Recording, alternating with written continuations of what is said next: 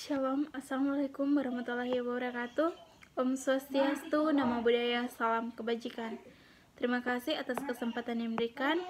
Perkenalkan, nama saya Yolanda Ju dengan NIM 2014-20-1067. Saya dari kelas A2 Keperawatan semester 5. Saya mahasiswa aktif di Universitas Pembangunan Indonesia Manado, program studi ilmu keperawatan Fakultas Keperawatan. Video ini dibuat bertujuan untuk memenuhi tugas ujian akhir semester dari mata kuliah keperawatan menjelang ajal dan paliatif dengan dosen pengampu Nurse Vergina Master Escape MCAP. Pada video ini saya akan menjelaskan yaitu tentang asuhan keperawatan pada pasien terminal illness.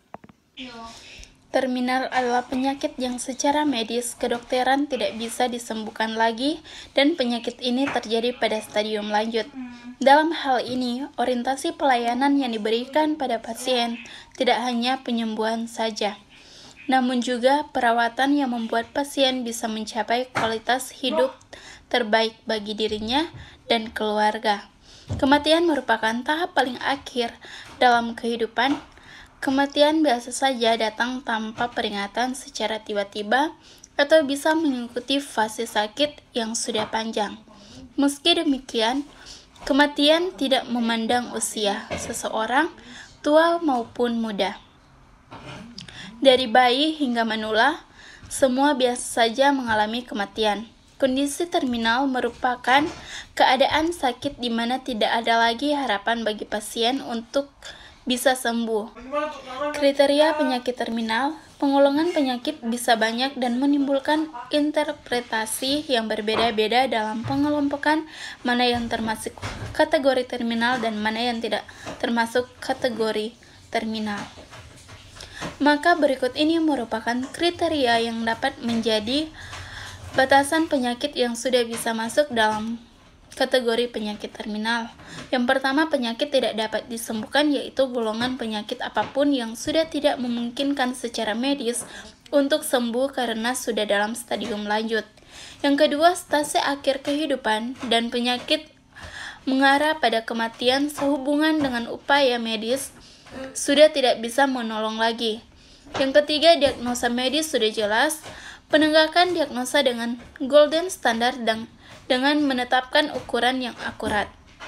Yang keempat, tidak ada obat untuk menyembuhkan secara medis. Seringkali obat yang masuk menjadi tidak mempunyai efek terapeutik. Masalah keperawatan pada pasien yang menderita penyakit terminal bisa muncul secara bersama. Perumusan diagnosa pasien terminal mengacu pada hasil pengkajian. Berikut ini kondisi yang sering terjadi pasien terminal namun tidak menutup kemungkinan masalah lain yang mungkin muncul.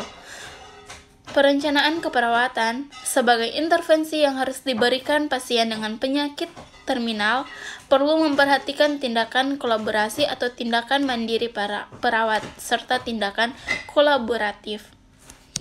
Perawat perlu memahami apa yang tengah dialami pasien saat menjalani kondisi terminal, tujuannya untuk bisa mempersiapkan dukungan dan menyediakan bantuan bagi klien sehingga pada saat terakhirnya bisa lebih bermakna dan akhirnya bisa meninggal dengan damai dan tenang.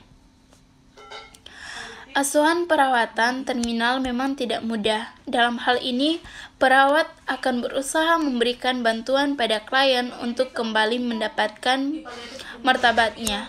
Perawat bisa menjadi dapat berbagai penderitaan bagi klien pada masa akhirnya saat dan melakukan intervensi yang dapat meningkatkan kualitas hidup pasien. Klien perlu mendapatkan perawatan, penghormatan, dan perhatian secara holistik dan penuh. Sekian dan terima kasih. Ini pembahasan tentang terminal. Mari bergabung bersama kami di Universitas Pembangunan Indonesia Manado.